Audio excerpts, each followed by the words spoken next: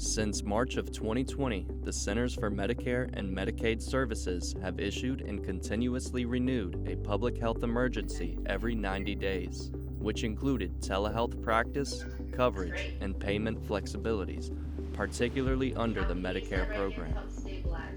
South Carolina Medicaid followed suit with the federal government and adopted numerous similar telehealth flexibilities during the PHE. The PHE is scheduled to end on May 11th of this year.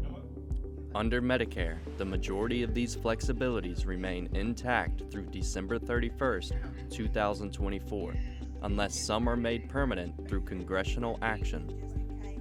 Under Medicaid, most of these flexibilities will remain intact for 1 year following the PHE.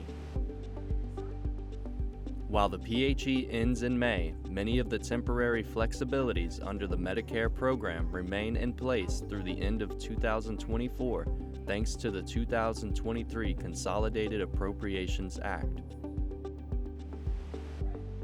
Are there any things that you do now that can reduce the discomfort? Are you taking Most telehealth flexibilities through the South Carolina Department of Health and Human Services Medicaid program will remain intact until 1 year post-PHE. These are the telehealth flexibilities that SCDHHS will retire at the end of the PHE.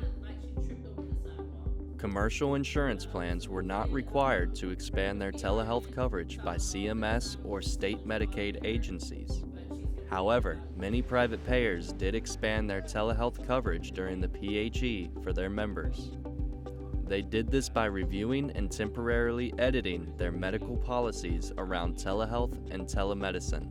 The end of the PHE this month will not impact private payers' coverage of telehealth or telemedicine services.